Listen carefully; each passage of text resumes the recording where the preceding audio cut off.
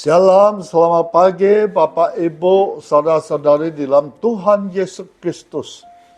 Hari ini kita semua pasti diberkati Tuhan luar biasa. Hari ini kita pasti paling bahagia. Karena kita diberi kesempatan hadir di tempat ini, menyembah dan mendengar firman Tuhan yang hidup. Mari kita masuk dalam doa. Bapa, kami ucap syukur kepadamu. Engkau sangat baik, yang luar biasa, dahsyat dan mulia.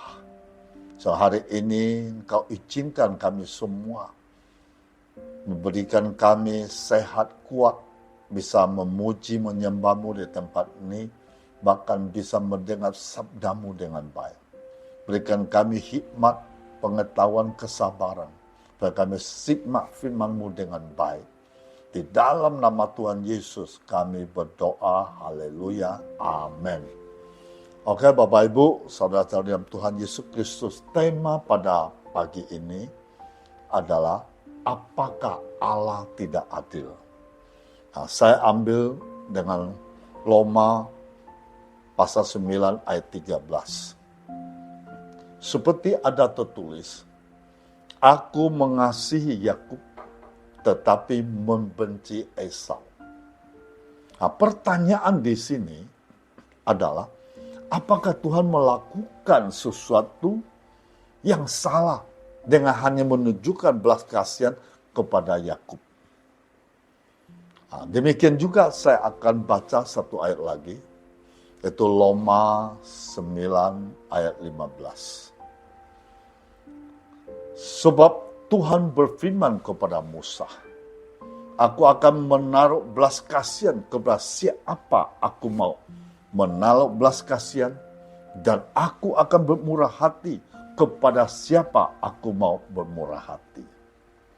Nah, Bapak Ibu, saudara-saudari dalam Tuhan Yesus Kristus, pertanyaan lagi di sini, apakah Tuhan melakukan sesuatu yang salah dengan hanya menunjukkan belas kasihan hanya kepada bangsa Israel? Nah, Bapak Ibu, saudara-saudari dalam Tuhan Yesus Kristus, saya akan memberi satu ilustrasi lebih dulu, supaya kita bisa tangkap tentang pribadi Tuhan Yesus. Ketika saya pergi membesuk orang, saya melihat ada satu keluarga yang miskin sekali. Lalu tergerak hati saya, lalu saya memberikan dia uang 500.000 rupiah. Nah, kemudian kami juga melanjutkan perjalanan. Saya juga melihat ada lagi keluarga miskin, yang keluarga yang kedua. Lalu saya juga memberikan dia uang sebesar 200.000 rupiah. Kemudian saya bertemu lagi dengan keluarga miskin yang ketiga. Tapi saya tidak tergerak hatinya. Lalu saya tidak membeli apa-apa kepada dia. Lalu 3 keluarga miskin itu berkumpul dan berdiskusi berapa banyak yang saya berikan kepada masing-masing mereka. Lalu keluarga yang kedua dan keluarga ketiga berlari mendapatkan saya dan protes. Kemudian keluarga yang kedua protes kepada saya, kenapa hanya memberikan saya 200.000? Dan keluarga yang ketiga protes saya juga, kenapa saya tidak mendapat apa-apa? Berhakkah keluarga yang kedua dan keluarga yang ketiga datang dan protes kepada saya? Nah, saya akan menjawab, itu uang saya. Jadi terserah saya mau memberikan atau tidak. Nah, begitu pula anugerah Allah. Hanya Allah berhak atas itu. Melainkan murni dari Allah yang menunjukkan belas kasihan. Nah, Bapak Ibu, saudara-saudari dalam Tuhan Yesus Kristus, menurut Matthew Paul, pilihan Allah bukanlah pilihan Yakub atau pilihan orang lain. Baik yang disengaja maupun yang sedang berjalan, itu bukan karena keinginan atau perbuatannya baiknya, kecenderungan atau tindakannya yang baik, atau karena keceliaannya, tapi itu semata-mata karena kemurahan dan belas kasihan Tuhan. Nah, kedua, kalau menurut Joel Bick atau Paul Smalley, pemilihan adalah salah satu sisi dari takdir Tuhan. Bagi semua orang untuk mendapatkan keselamatan karena anugerah atau kutukan berdasarkan keadilan. Sebagai Allah telah menetapkan orang-orang pilihan untuk meraih kemuliaan. Demikian pula Allah melalui tujuan kehendaknya yang kekal dan paling bebas telah menentukan sebelumnya segala cara untuk mencapainya. Nah, apakah Allah tidak adil? Nah, berdasarkan keadilan Allah, kita semua sepantasnya tidak selamat karena kita semua telah berbuat dosa. Namun Allah memberikan nikmat sehingga ada sekelompok orang yang selamat. Nah, orang yang diberi anugerah itu selamat karena Tuhan Yesus Kristus menggantikannya. Kebenaran Kristus diperhitungkan kepada orang percaya dan dosa kita diperhitungkan kepada Kristus. Nah, Bapak Ibu, saudara-saudari dalam Tuhan Yesus Kristus, apakah adil jika Allah memberikan anugerah keselamatan hanya kepada sebagian orang? Allah punya hak memberikan anugerah keselamatan kepada siapapun. Tidak ada satupun manusia berhak menuntut Allah untuk memberikan karunia. Jadi pemilihan bukanlah tentang keadilan, tetapi tentang belas kasihan Allah. Menuntut keadilan Allah dalam bagian ini ada hal yang absurd, tidak masuk akal, Bapak Ibu. Jika Allah bukan tidak adil, Allah adil dari selama-lamanya sampai selama-lamanya.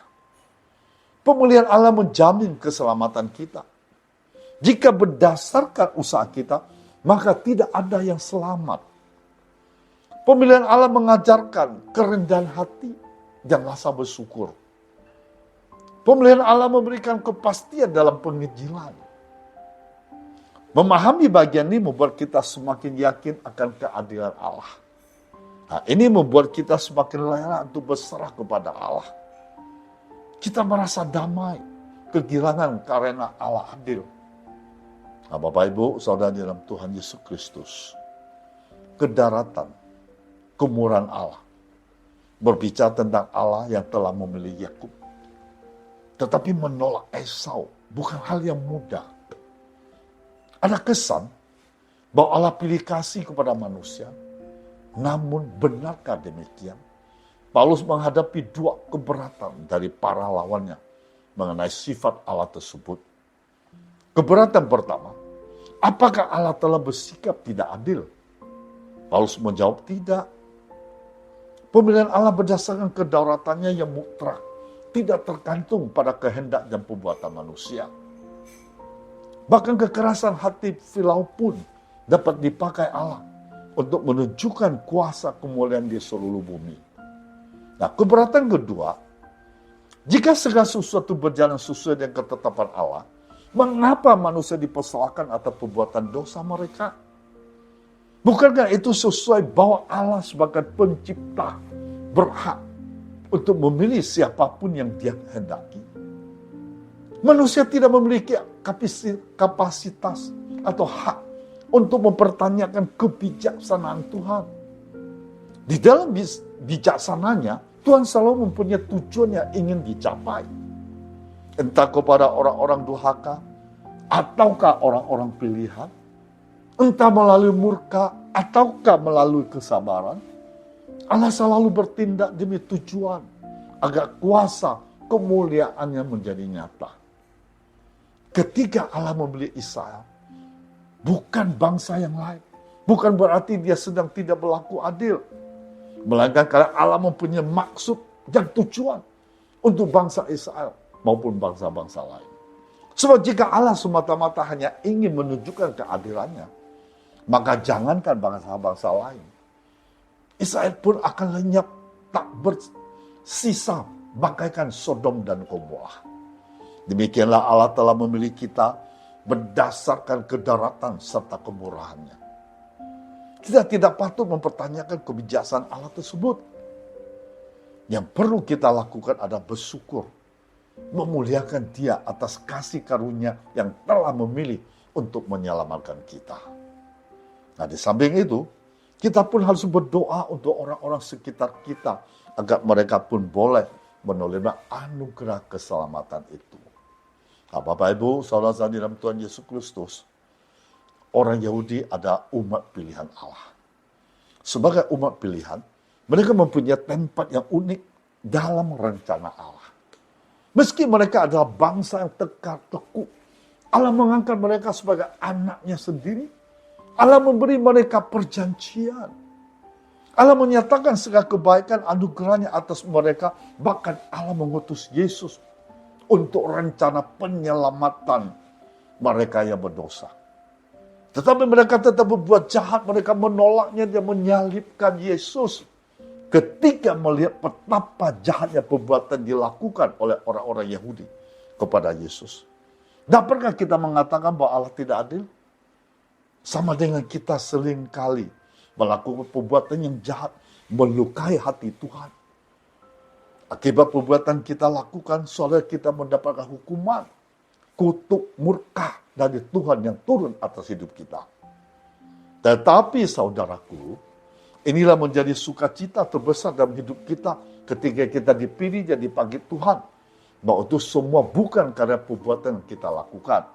Nah, kita baca lagi Roma 9 ayat 11. Sebab suatu anak-anak itu belum dilahirkan dan belum melakukan yang baik atau yang jahat. Supaya rencana Allah tentang pemilihan diteguhkan, bukan berdasarkan perbuatan, tetapi berdasarkan panggilannya. Nah, tapi semuanya hanya karena anugerah, kasih-Nya yang besar dan berkuasa. Nah, kita bisa baca Efesus pasal 2 ayat 8 dan 9. Sebab karena kasih karunia kamu diselamatkan oleh iman, itu bukan hasil usahamu, tetapi pembelian Allah. Itu bukan hasil pekerjaanmu. Jangan ada orang memegahkan diri. Nah, jadi tidak ada alasan atau dasar bagi kita untuk mengatakan menyebut Allah tidak adil. Memiliki Allah yang penuh rahmat dan kasih setia kepada kita manusia berdosa seharusnya menjadikan kita pribadi bersyukur, bersukacita dari hidup sesuai dengan kehendaknya. Jadi saudaraku, doktrin kedaulatan Allah menyatakan karakternya. Kehendak berkaitan dengan sikap Allah. Kehendaknya menyatakan apa yang diperkenankannya. Doktrin kedaulatan Allah juga menunjukkan sifat anugerah sebagai kasih Allah yang besar dan belas kasihannya kepada kita manusia. Oleh sebab itu, mendorong kita untuk datang percaya kepada Tuhan bahwa keselamatan seluruhnya adalah oleh anugerah. Dan mendorong kita untuk menyembah, memuliakan Dia, satu-satu Allah yang besar dan benar, menyatakan kebesaran kasih, kemurahannya kepada kita manusia yang berdosa. Mari kita peduli terhadap keselamatan bangsa Indonesia, Bapak Ibu, saudara-saudara yang Tuhan Yesus Kristus. Apakah kita mencintai bangsa Indonesia dan negeri kita? Jika ya, apa kira-kira Allah ingin kita lakukan sebagai wujud dari patriotisme itu? Nah, meski keselamatan kekal merupakan anugerah Allah bagi orang-orang pilihan, kesempatan itu harus ditawarkan seluas-luasnya. Kita harus memberitakan Injil kepada semua bangsa. Matius pasal 28 ayat 19-20. Apalagi kepada bangsa sendiri, itu perintah Tuhan Bapak Ibu. Kita baca ayat 19. Karena itu pergilah, jadikanlah semua bangsa muridku. Baptislah mereka dalam nama Bapa dan Anak dan Roh Kudus. Dan ajarilah mereka melakukan segala sesuatu yang telah kuperintahkan kepadamu. Dan ketahuilah, aku menyertai kamu senantiasa sampai akhir zaman. Bapak Ibu, saudara-saudara yang Tuhan Yesus Kristus, semua itu dimulai dengan hati yang peduli. Bangsa ini membutuhkan orang-orang Kristen yang peduli dengan keselamatannya. Apakah kita sudah memiliki hati yang peduli terhadap bangsa Indonesia? Mari kita memiliki sikap seperti Paulus yang mau melakukan segala usaha agar saudara-saudara sebangsa mendengar Injil dan diselamatkan. Kita mungkin bukan penyumbang pajak yang terbesar. Kita mungkin bukan atlet berprestasi yang mengharumkan nama negara. Namun kita bisa berdoa dan memberitakan Injil. Itu adalah salah satu kontribusi kita bagi negeri kita. Itu wujud patriotisme kita. Tuhan Yesus memberkati kita semua dan memberkati bangsa Indonesia. Mari kita masuk dalam doa. Terima kasih Tuhan Yesus. Lewat firman-Mu, kami paham dan mengerti bahwa Allah kami sembah, Allah yang adil, yang penuh kasih. Allah selalu menunjukkan kasih-Nya, anugerah-Nya yang tak terbatas kepada setiap orang yang percaya, yang setia kepadanya. Terima kasih Tuhan, lewat sabda-Mu, kami semakin mengerti pribadi-Mu semakin dalam. Berkatilah setiap jemaat-Mu, anak-anak-Mu yang telah mendengar sabda-Mu pada pagi ini. Engkau tahu setiap masalah persoalan mereka. Engkau tahu tekanan hidup mereka. Engkau tahu apa yang mereka hadapi pada detik ini. Karena Engkau Allah kami sembah, Allah yang hidup, Allah Maha Tahu, Maha Kuasa. Hamba tetap meminta Engkau ulurkan tangan-Mu yang perkasa, tangan-Mu yang ajaib, tangan-Mu yang penuh pengharapan. Kau jamah setiap anak-anak-Mu yang setia kepadamu, yang mengasihi-Mu dengan sungguh-sungguh dan selalu mengandalkan dan bersandar hanya padamu. Engkau buka jalan bagi mereka. Engkau memberkati setiap usaha pekerjaannya. Engkau juga menyembuhkan segala penyakitnya. Dan Engkau juga memberkati keluarga masa depan yang penuh cemerlang. Di dalam nama Tuhan Yesus Kristus. Haleluya.